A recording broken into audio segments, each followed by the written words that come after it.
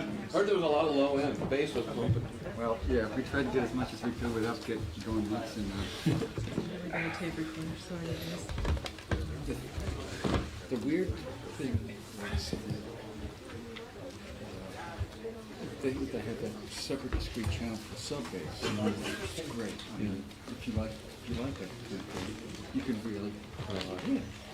But then we're doing it, and you guys, the Dolby guys, you should be really careful with this. Be really careful with this, because some theaters, they make it so loud, or some theaters they turn it off, or some theaters they just do a full effects basically, an occasional rumble. Well, I suppose you can put the low end in there and put it in the other speakers as well. Yeah. I heard there was pumping low end. Okay, let's boogie. If they've sat in the right places, Tina Weymouth, Chris Frantz, Jerry Harrison, and David Byrne, welcome.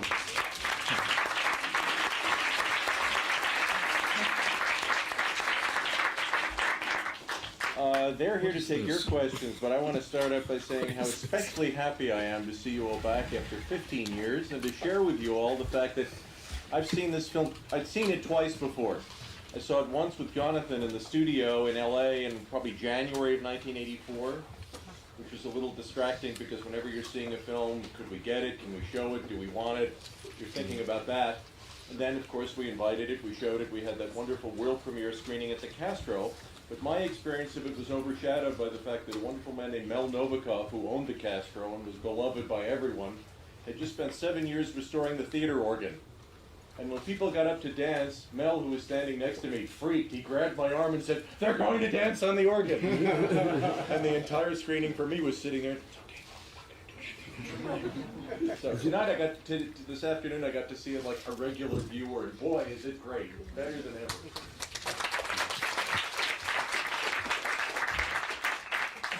I wonder if you could all say a little something about how the collaboration on this film worked, because if I'm not mistaken, it was the first time any of you had been in a film, is that correct?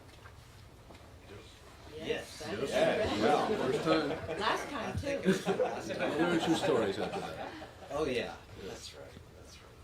But that was in our alter egos as Prince and Apple.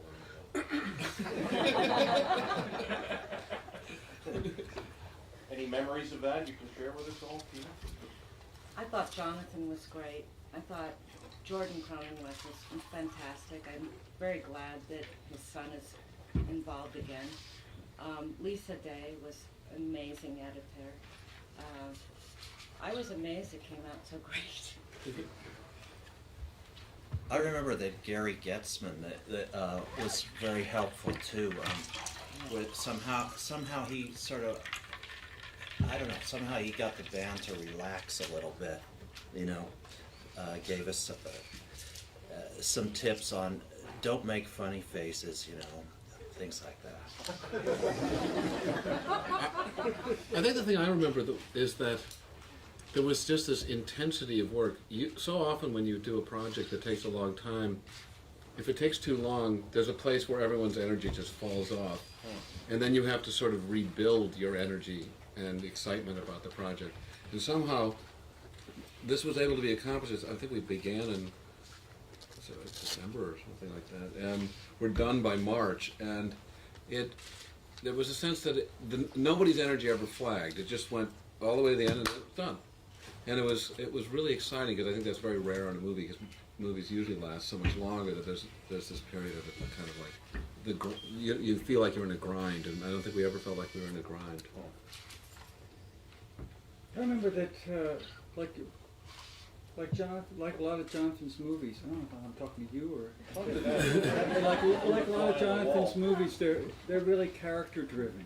They're not so much about action or special effects or anything like that. They're about the people in the movie, and that's what happened here too. I was kind of surprised. He kind of revealed things, relationships, interreactions that were happening on stage that we probably all weren't aware of, because we're kind of doing in our own little world, doing whatever we're doing, playing our instrument.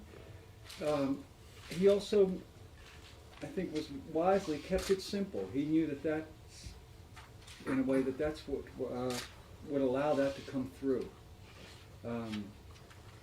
I think there was a period where I was throwing out all kinds of ideas, like, oh, let's shoot this song in the studio and have it look completely different, and let's do this and that. And I think he wisely said, realized that what was more important was despite all the staging and all the other stuff, what was important was the kind of character development, if you can, and kind of plot line, if you want to call it that, that existed in this show.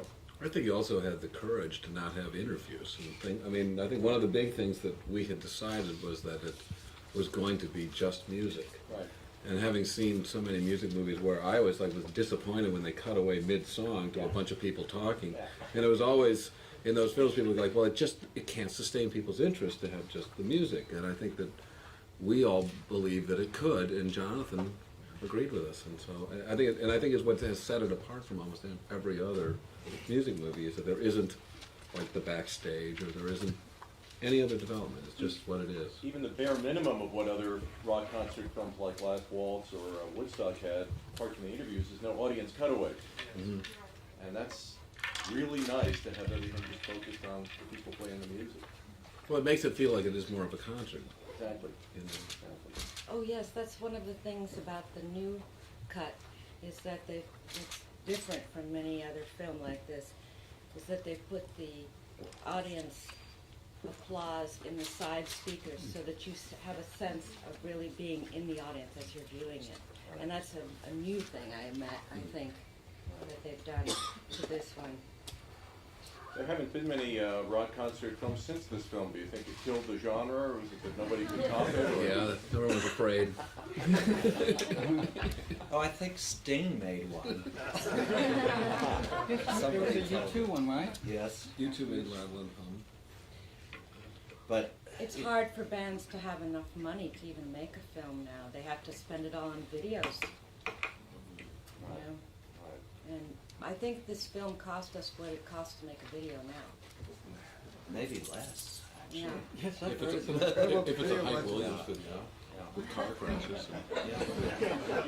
And one thing Jonthan was he really went to every band member and talked to each person about what they wanted. And I think he was very respectful of that, which was, that's kind of special, you know, because usually, you know, they don't do that, you know, they do what they want to do.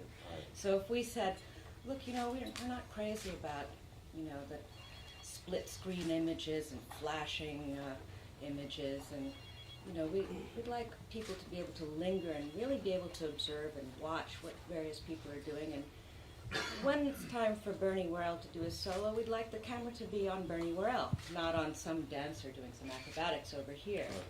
And we found that very sensible and sweet and nice. You know, he always had one camera that was just straight on, because the stage was, well, it is a proscenium stage at Pantages, and the whole setup, the format was very flat and straight on, so you always had that kind of like a painting, and it was always designed to look very much like a Robert Wilson kind of design.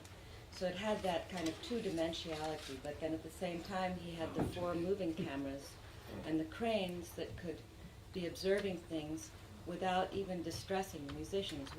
A lot of the times we weren't really aware when we were on film, so that was pretty neat.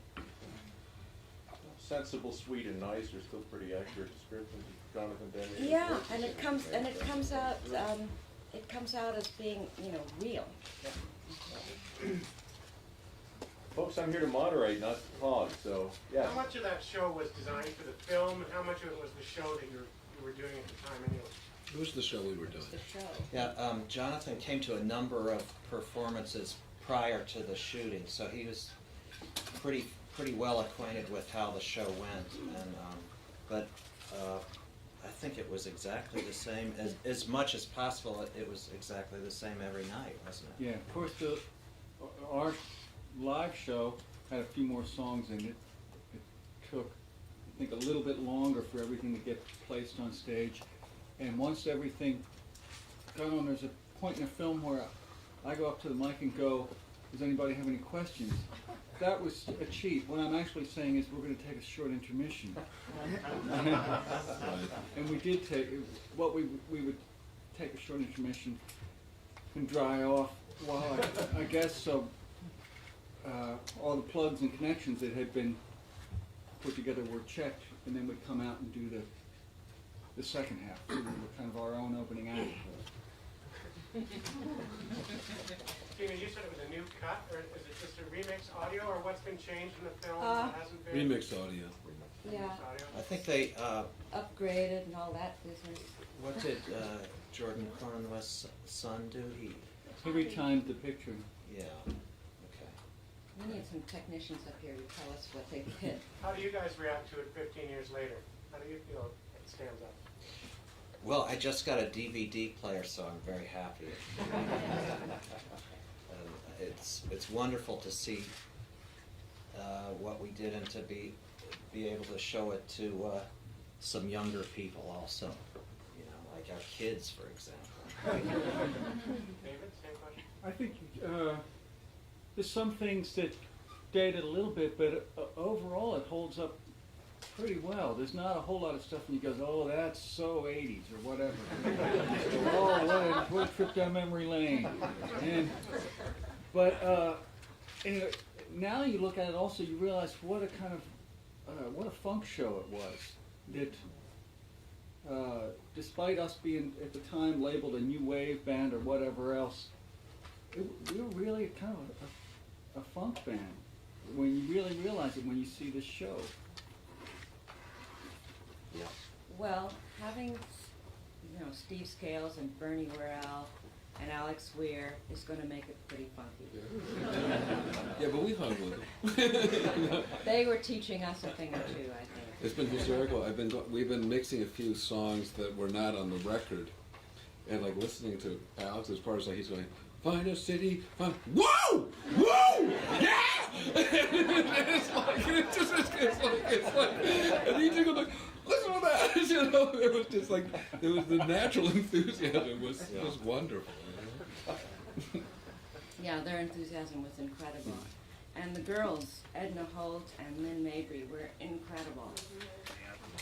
Yes, thank you. They were amazing. And they didn't really like their outfits, but they were totally cool with it. And I don't even know who picked those outfits for them, but they somehow made those things look sexy. And Oh, they look great. yeah, I did too. And that's maybe why it wasn't dated too, was maybe because we were wearing those things that looked like, I don't know. Your My stockings are pretty bad. As soon as I saw, I only wore them one night.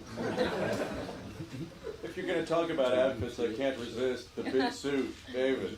How did it work? How did you get into it? How much engineering is involved in getting you into that big suit?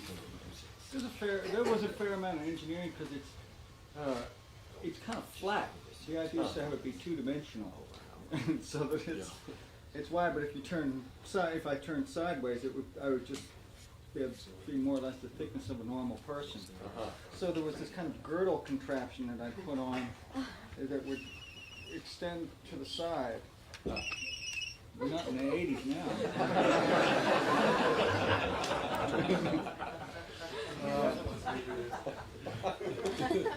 Did you have to practice your moves in it, or did you get used to it right away? Oh, as soon as you put it on, you kind of discover that you can do all this. You could do just the slightest movement, and you get all this. Jello. Yeah, the thing jiggles. Yeah. Yes. How did you develop the light dance? How did that evolve and come about? I forgot. I do remember that that I was kind of surprised that you couldn't just go out and buy a normal kind of standing lamp and use that as for that thing, because a standing lamp, that you put by a chair comes to about here, and we wanted this thing to be up about here so it would kind of illuminate all of us around the microphone, and not look kind of ridiculous. But if it's a regular kind of standing lamp like you have in the living room, that's about that height, it just looked ridiculous. So I thought, well, okay, it's theater. You have to make a fake one. We had to kind of extend it and put extra powerful bulbs in. And I remember the show we'd go through, the lamps would bend, would like break in half. The bulbs would pop in the middle of the dance. You know, it'd be like I'd go over and be very dramatic and tilt the lamp over, and something would jiggle the cord, and the lights would go out, or the bulbs would drop to the stage and just go. Psh. It was. We were kind of lucky we got a good one for this thing. Yes, all the way in the back. What songs didn't make it to the final edit, and what influenced the editorial decision in terms of the whole set list? Sometimes people play it too fast. You know, they get too excited and it would just buzzes. We couldn't, you know, we kept everything live, and we didn't want to fix it. We wanted it to be real. There was Cities was Cities, one right. was in the first section, in the earlier section, as people were still coming out, which sounded great, and it's been mixed now for the record release. When the record comes back out, we're going to put these other songs on it. I think some of this was Zimbra and Big Business. Yeah. There were, and then I remember that when we were doing the show, Jonthan, of course, said, well, you know, we need this build-up thing to happen just a little bit faster. So we'd like for these shows that we're filming to take out a few songs and just have that happen.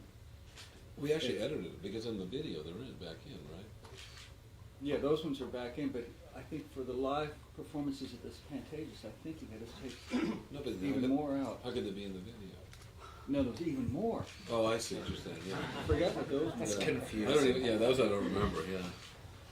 Bill? You know, when you said that about learning from Bernie Worrell, it reminded me that you guys are one of the more underappreciated rhythm sections, I think, in rock recently. And you guys obviously went crazier and crazier in Tom Tom Club. And were you happy with where you were in this movie? And we just talked about a little bit of the evolution of your guys' work together. You mean Should we together start with from the everybody? present and go back? we just, To the present. well, you know, we're very happy to continue working together, right? Well, some people might 21 appreciate us years. even too much. I don't know. Yeah. We just came from mixing some new Tom Tom Club stuff. I mean, some brand new songs, and we're very excited about the possibilities, and happy that Tom Tom Club was in the movie, so that David had an opportunity to change into the big suit. And That's actually why it was in the movie. It wasn't really supposed to be in the movie at all. It was in the show. But Gary, Yeah, it was in the show, so David could change. But Gary Getzman and Jonthan Demme kept saying, "But it's so bitchin'." yeah. But yeah, you know, I don't know about underappreciated because it was thanks to Chris Blackwell. Chris Blackwell, always knew that bass and drums were an important part of a band. You know, everything is important. It all goes together. And it's thanks to Chris Blackwell again that we're having this movie come out. You know, he just knows what's good, you know, and what's art. I recently saw a cover of a Hits magazine with an unhappy smile face, and it says "The Triumph of Mediocrity."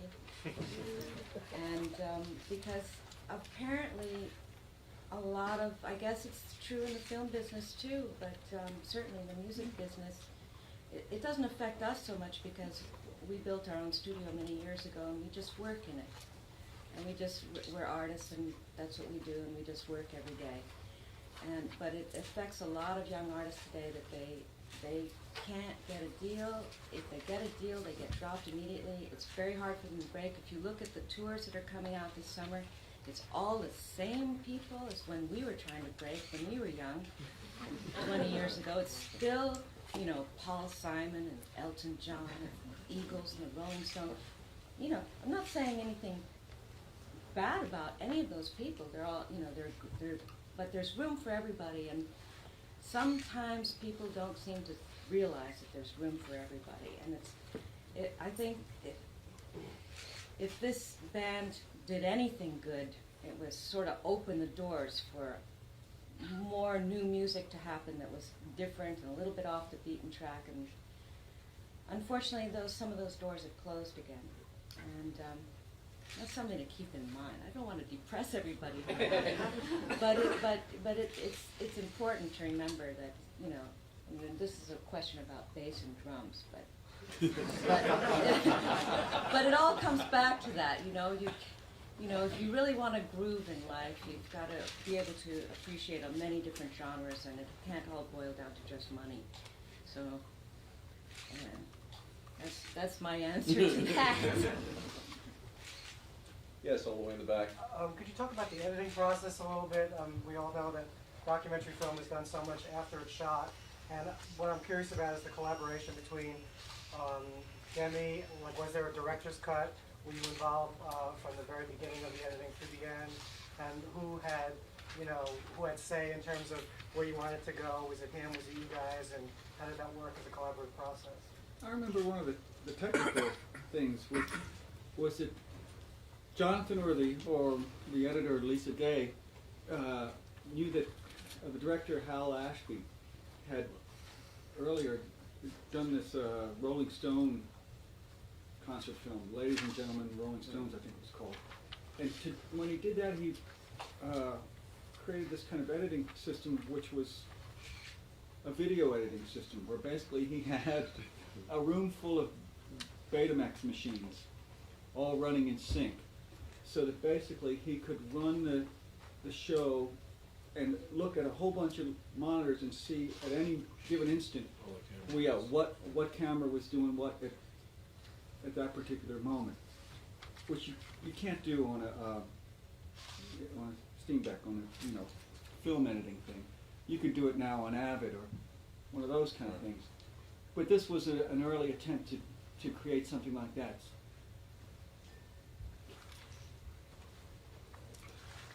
It was Jonthan and Lisa did the editing. Yeah, they did it all. But I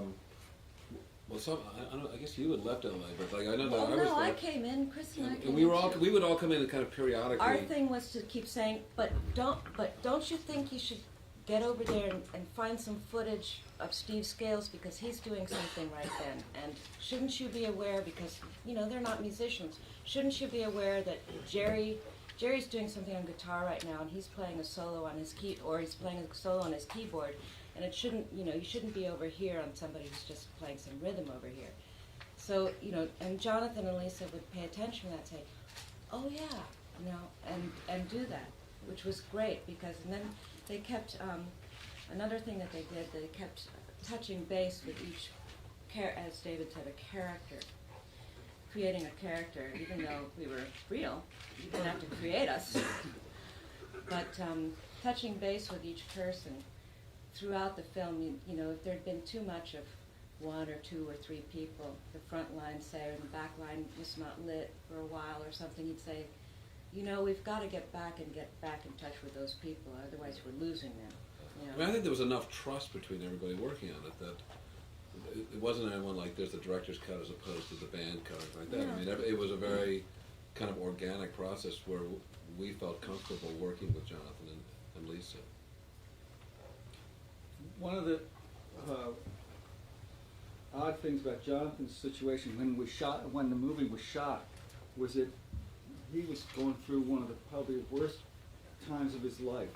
Right. He had just done this movie Swing Shift. called Swing Shift, which was a big budget movie for him at the time.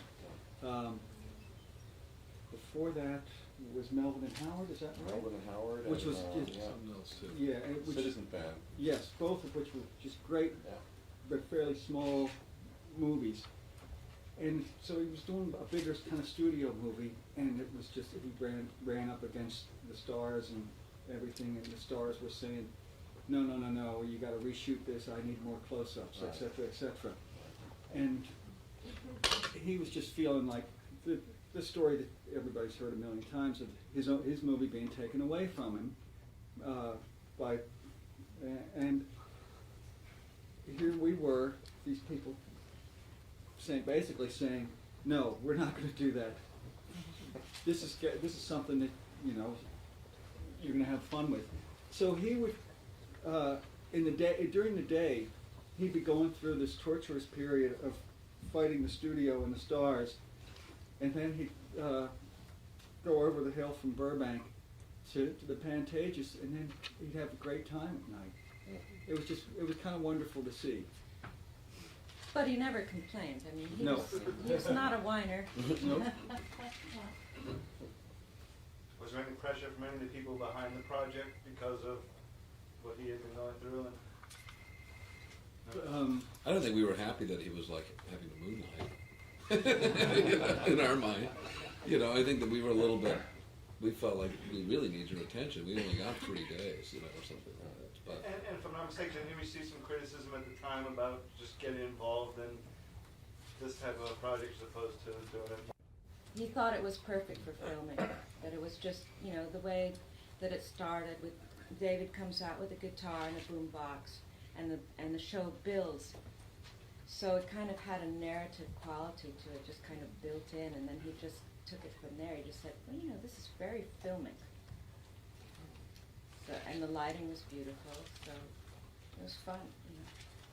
And he liked the players. He liked all the people in the group, and I think he liked hanging out with rock band. He's always been really into music. I think his He next loves film was it, yeah. Something Wild with a Great Haitian. And he also the did a lot of feelings. stuff with the he feelings. loved the feelings. He always put them in, and he gave. And several, Even as Gary Guessman singing. He should do another one with another band. Exactly. Yes, back here. The Elephant in the Room. Has this re-inspired you seeing it again to do something together musically? I haven't seen it. Yes. When we saw it in the studio with Eric Thorngren, who's remixing it, we said, "Wow, what a great band! Too bad."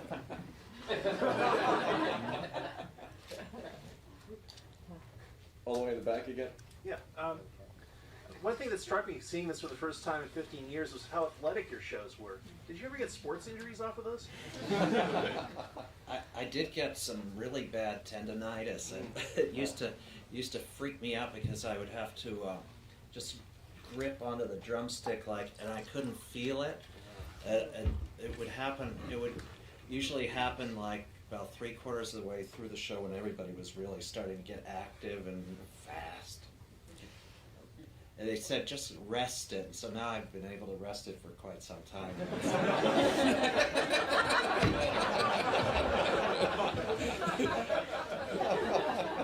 I remember one time we used to do this thing during. It was a spontaneous thing that the band just started doing.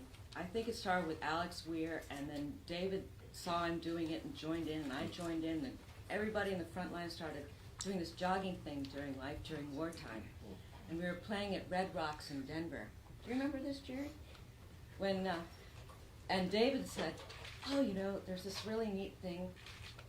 I'll jump into the audience because under the soundboard, which was in the audience, was a little door, and then you could run underneath the audience and come back on stage through the other end." So he abandoned us all there, jogging away and playing. So we were thinking, this is really, truly athletic, And how long is it going to take for him to get back out? Well, the spotlight followed him up to a point, and then it found, like insects on a pin under a microscope, a couple that was doing it. And it stayed glued on them. And we were just like this. And David came running out on the stage, and he heard the audience going, "Yeah, yeah, yeah." And of course, he had no idea that this couple was doing it. So, he was a little displeased with the the lighting man that night. Where was the spot? You know. There was also one time when David came on, that he would go around the stage, and then on our last night, this was not in the movie, but the normal tour, the entire road crew came chasing around after him. Yeah. Yes. I noticed that in the film, I can't recall ever seeing one camera, and I'm assuming he had multiple cameras shooting it. So how inconspicuous were they when you were actually on the stage? Well, we worked hard. We shot it over a few nights, so that sort of one side of the stage, one angle would be done one night, and another angle another night. More really to make sure that that the audience didn't feel so interrupted by the presence of the cameras, because we wanted to. I mean, obviously they were aware of what we were doing, but we wanted to make sure that it really felt like a show to them. Were any of you guys at the premiere? Because we've been hearing stories about people dancing gals and stuff. What was your reaction to that night, seeing the film of you guys playing, A, and then A, seeing the audience react, B, was it weird watching yourselves play a whole show on film? Yeah, it was. Well, we had seen it a few times before. We'd seen the cuts before. We didn't. Tina and I weren't actually at the Castro premiere, unfortunately. I don't remember what was going on, but I think David and Jerry were at. I don't know if I was. I think you were. Yeah. I think you guys were. I was just too spaced. I remember in general, That whole audience period I can't remember. would get up and dance. Yeah, the thing about that movie was that it inspired the audience. I think a lot of it had to do with the sound quality as well. It inspired the it's audience great to sound. treat it as if it were a real live performance and kind of party down. Right, I wish I'd smoked a joint before the show today. Well, You mean They're showing it again tomorrow.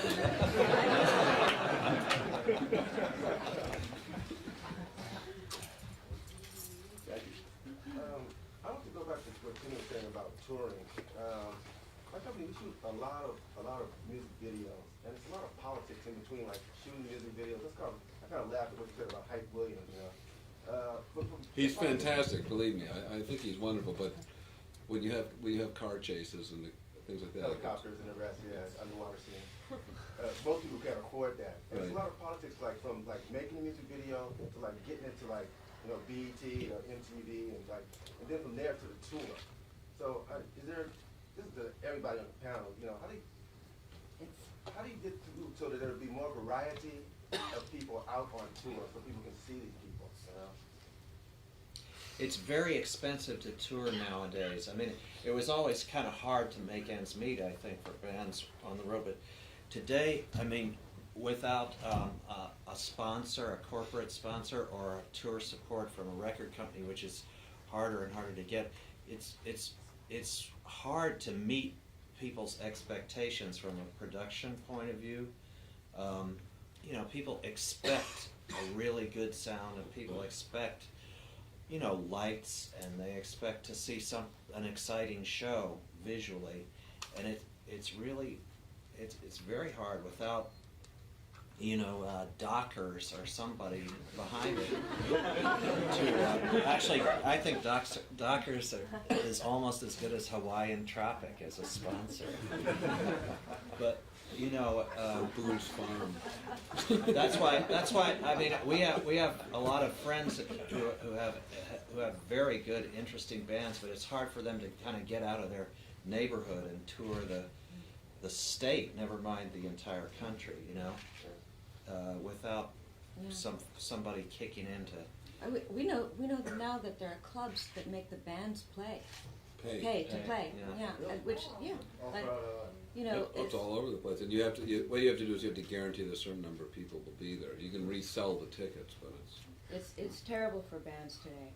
It's terrible. But if you're young, and you've got that attitude that you can conquer the world, and that you don't care if you have to sleep in a van or in your friend's couch or floor or whatever, and you're willing to be like very Spartan about it, then you can do it.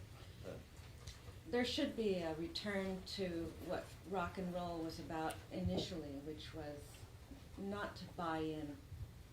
You know, I can understand, of course, if you need commercial sponsors, that's understandable, but right now we have colas and jeans, telling you what, how to think on MTV and whatnot. It's not subversive enough, There's also that problem of people see a band's video on MTV, and it might be a really good video, but then they think they've seen the band, and they might, to get them to go out and buy a ticket to a live show that might not look as good as the video, then... Yeah, it's easy for them to be disappointed when the production values of the show are not as up to what the video is. Well, and then some bands make it on the strength of the video because they look so good, and the studio album has been fixed up to make them sound so good that they are a disappointment live. They really can't play, but they're a concoction. So it's a problem, but you can't be defeated by it. What I'm really interested in right now is how these, the pioneering record companies right now are the black record companies. If you look at the top of the charts, it's all black because they don't know from Impossible, and they have completely different promotional ideas for how to get things out there. And they don't, they really are doing things separately and differently from the big corporate companies that have basically are paying lawyers to just go after all these samplers, people who are sampling. And that's all they do. It's just they have bean counters and lawyers, and that's where all the money's going. In the back of the aisle. How much convincing did it take to get the four of you together in San Francisco for this? I mean, how long did it take to arrange for the four of you to come together like this? We found out about it last month, right? I think a couple, well, the first thing we heard was that Chris Blackwell and his new company, Palm Pictures, was interested, and then we started getting more information that it was going to be at the film festival, and over the past Jerry lives here. Few months, and we just thought, it's a really good movie, and it's going to be re-released, so why not do our thing? Thanks for returning to the scene of the crime. That's right, yeah. And I think the last time we were all on a stage together, was it your wedding, Jerry? Yep. Back to the topic of art and commerce. Have you guys ever been asked to have one of your songs used in a commercial, or do you stand on that? I've never heard one. Have you? We say no. We say yes to soundtracks and films and that sort of thing because there's less of an association if it's a flop or something, if it doesn't turn out right, because you can't know what's going to happen with the song. So we're more, for instance, we have Psycho Killer is going to be in Spike Lee's Summer of Sam. And that should be good.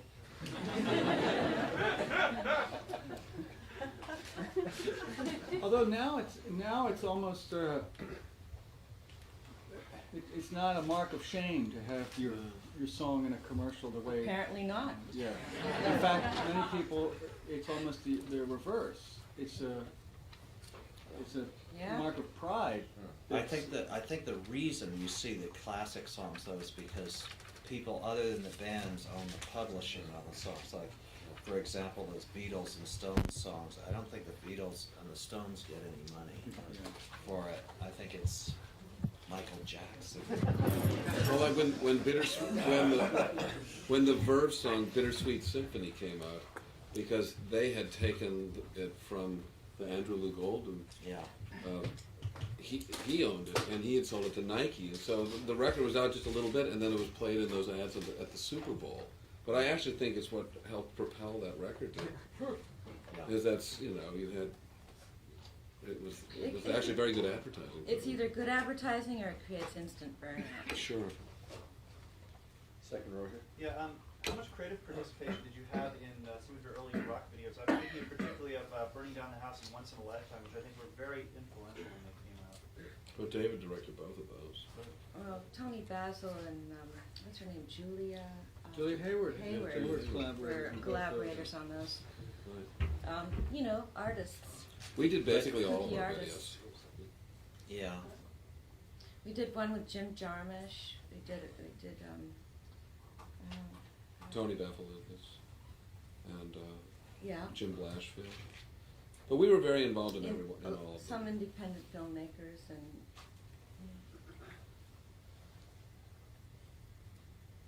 The back on the aisle here. Since you raised the question, what were some of the impulses that permitted you to be subversive?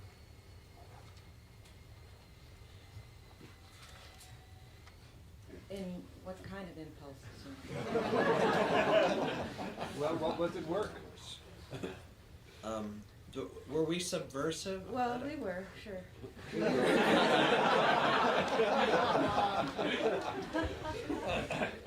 We went to art school, some of us, and they kind of told us that, you know, that the important thing is to be happy and happy with yourself and what you're doing, and to keep it personal. That you're not going to have a lot of people cheering you along, so you better do something that you really like. And we had the idea that there was room out there for every different kind of genre, and though we didn't fit, you know, the rock star stereotype, we figured there must be a niche for what we do. And we didn't know exactly what it was that we did, but it was definitely an act of defiance to stand up there and do it. You know, especially in the early days, we had to go through a lot of flack. People were very critical, and but then on the other hand, friends were so supportive and excited. It was elating for us, and that kind of defiance made us even, you know, kind of stand up there and take it and make us say, okay, we'll show you. It's odd that some of what made some of our early stuff, or at least our live appearances, kind of subversive, was the fact that we looked so conservative. That we were actually being radical by appearing conservative, and by playing playing, you know, in tune and in time, and et cetera, and dressing more or less like, well, like your mom would dress you. Like students. Like students or We whatever. were dressed by our moms, but if you recall, Et cetera, et those cetera. alligator Right. shirts. At any rate, we weren't kind of following any kind of rock stereotype. We were kind of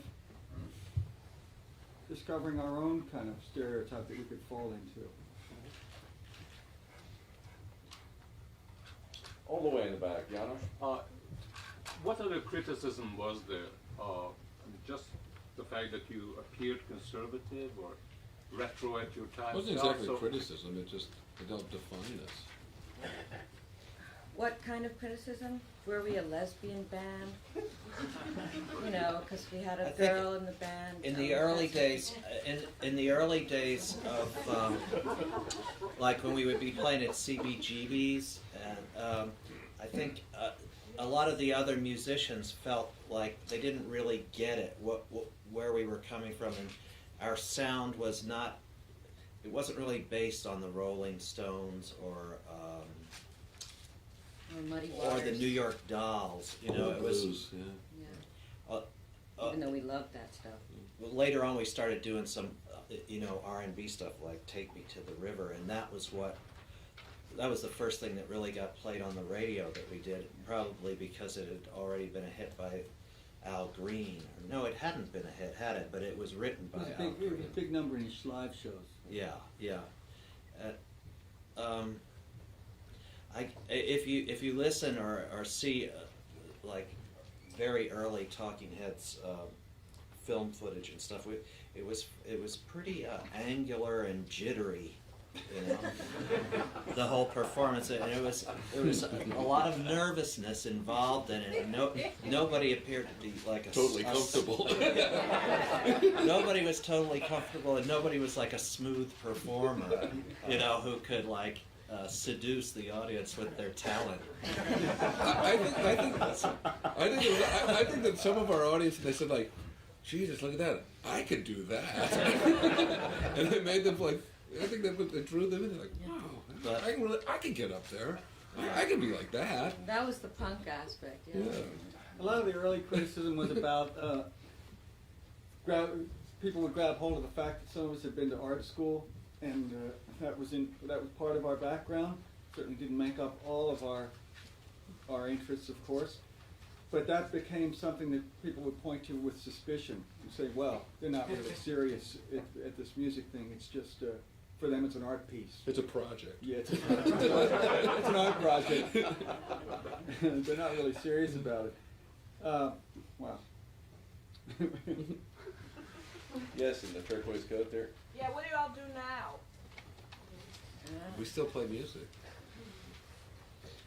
Yeah. We're making music every day in our studio. Jerry's a big-time record producer now. And David has his own record company and many other projects going on. And Tina and I, we have a studio, and we do our own records under the name Tom Tom Club, and we occasionally produce other bands. And what else? We all have families, and we go skiing. We go to PTA. Yeah. In the back. By the way, I saw you play at a zoo one time, and I thought that was... Oh, in Philadelphia? Yeah, great. Oh, that was a great show. With the lightning behind us. Yeah, it was great. Yeah, it was great. I thought that was kind of like a performance piece. They tried to cancel that show because of the weather. But right, it rained. But there was a thunderstorm, but we played anyway. We had to stop early because it was the animals' bedtime. It's true. I was wondering what films you've seen recently that have been inspirational, or what filmmakers you've... I saw in the last week one called The Sticky Fingers of Time, which was a very low budget, I guess you'd say science fiction movie, that I thought was just great. It was like no budget, but they managed to do this whole time travel thing. I think I saw Pi, which has been out for quite some time, the same week. And I went and saw The Matrix, too. I have nothing against a roller coaster ride of a movie. I feel like it's okay to like both kinds of movies. I haven't been to a movie for a while.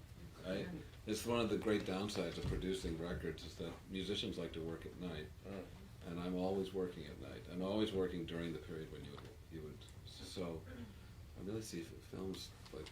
Don't you rent videos? Yeah, I do, but I don't. I mean, it's like, then it's kind of like, well, last year's movie. I'm saying it's a huge drag, right? Actually, since we stopped touring, we get to see many more movies than we used to. You should come to the film festival. Yeah. Here in the front row. I'm curious, do you feel that the talking heads still maintain an influence, whether musically or visually, in what's going on in the current scene? History will tell. I think that some of the bands that are pretty influential right now were definitely, like R.E.M. and U2, were definitely influenced by us. So in a certain way, through them, we do. What about bands even younger than that? Maybe after they see this movie. On the far aisle. Considering what a band has to go through now, as far as like having their identity determined by a massive press before they ever come out, and also you have to work within a record company or big record company now. They tell you to do things that may not allow you to sort of express yourself. Do you think because of the time you came out that you were allowed to sort of establish your own identity and have who you were determined by people coming to your concert and saying, well, this is a band doing this?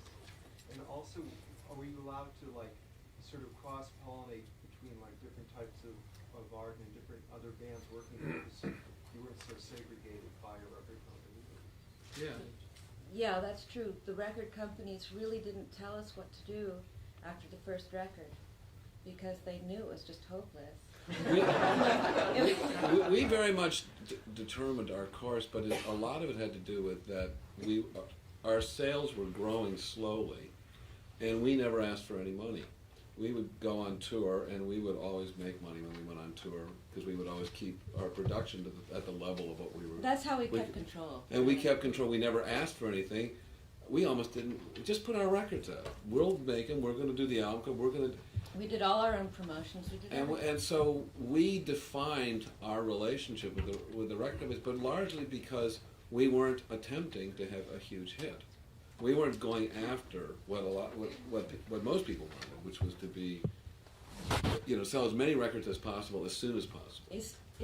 And because of that, and because we were able to grow, everyone went, it's doing better. Okay, great, keep going, and it allowed us to have that control. We'd go on tour and play. There wasn't a circuit of clubs that would play new bands who were playing their own material. There was a circuit of clubs that would play bands who were getting record company support, who were getting played on the radio, or that already had a following. But a band who just wanted to, who maybe it was just a rumor about them. So we were playing like Beefsteak Charlie's and pizza parlors in different towns, and sometimes that's because there was no place else that would take us, and when we play, and well, we got whatever. We had a remarkable manager. A lot of people. That's a lot of the reason why it happened too. A lot of people probably don't realize that we put up the money for Stop Making Sense too. The band did. It was. Isn't that correct? Yeah. Our manager Gary Kerfurst, really, he'd already been a promoter, so he already knew all the ins and outs. In fact, Chris is from Pittsburgh, and the promoters there would never put Talking Heads up.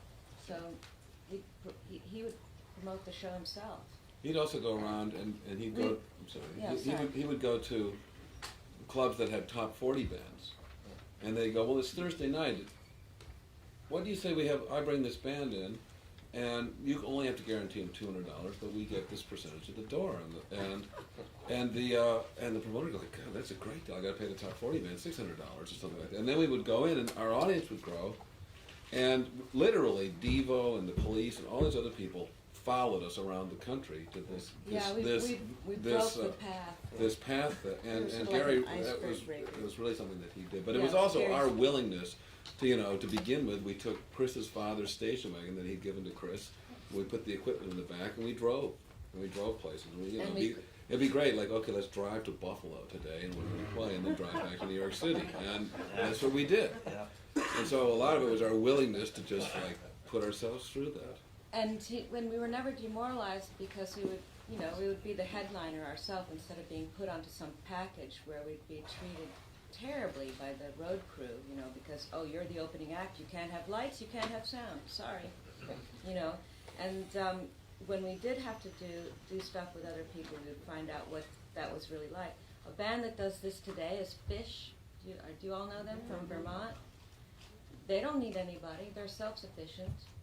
You never see a video on MTV. You hardly ever hear a song on the radio. It doesn't matter. They're following the footsteps of the Grateful Dead, doing something like that, and they put on an incredible show, and they make money.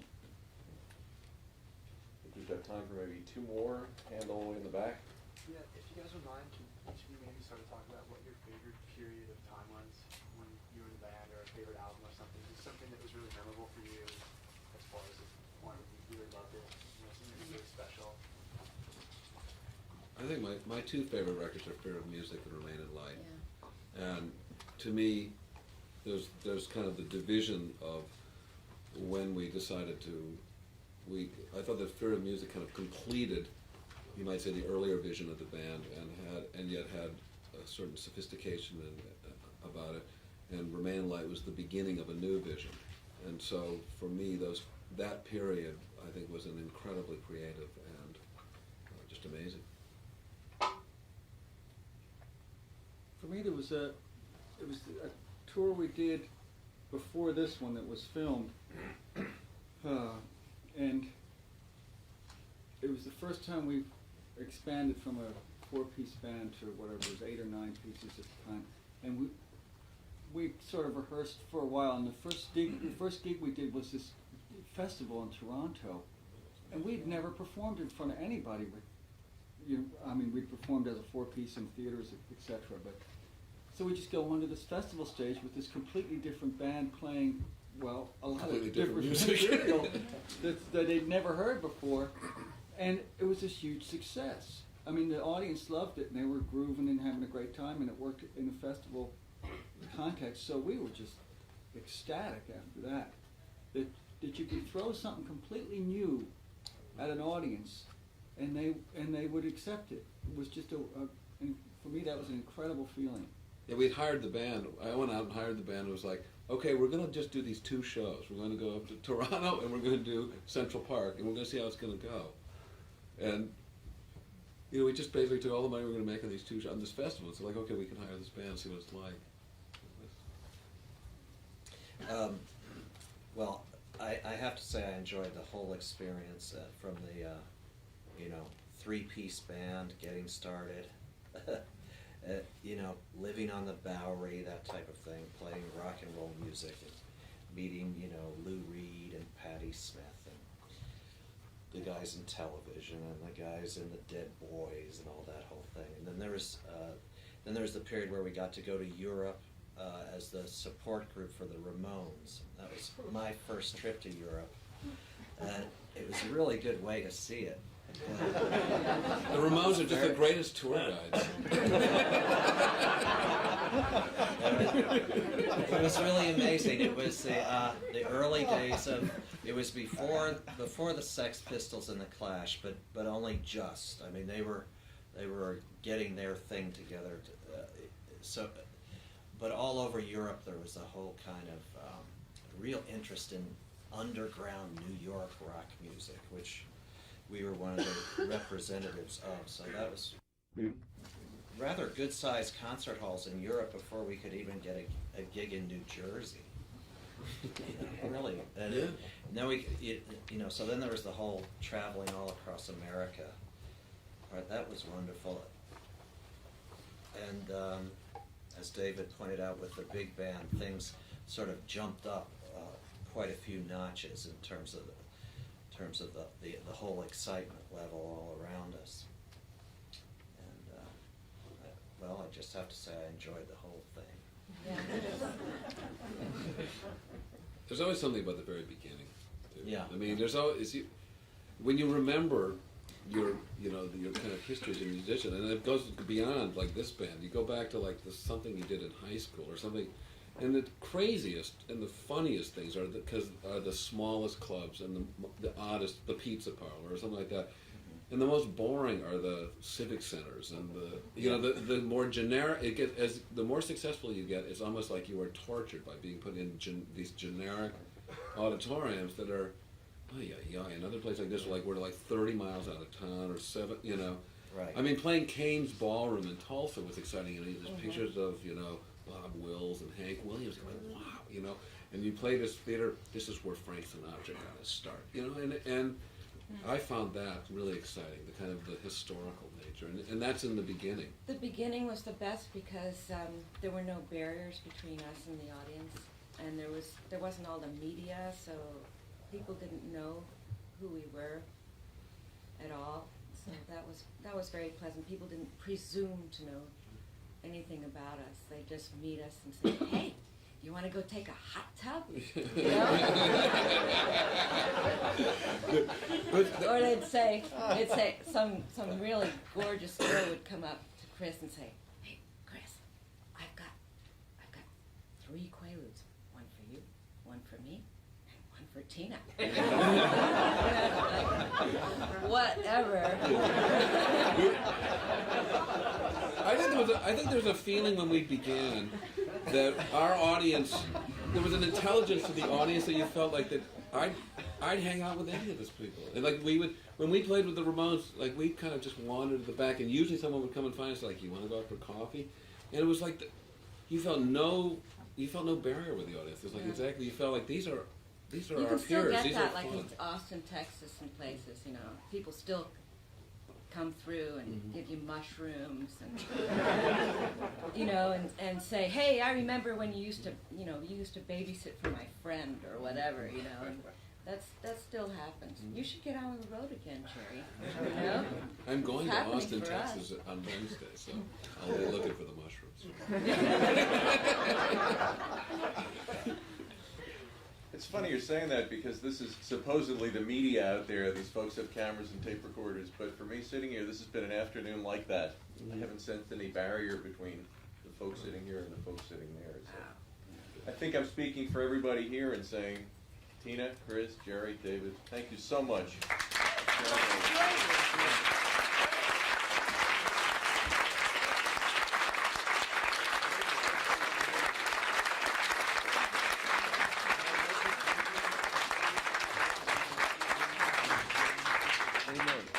Sure.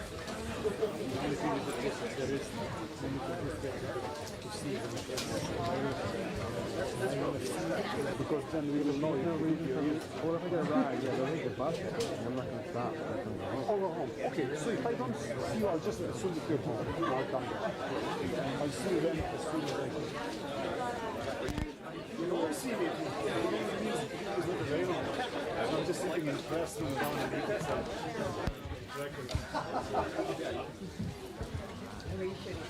Subversive is delightful.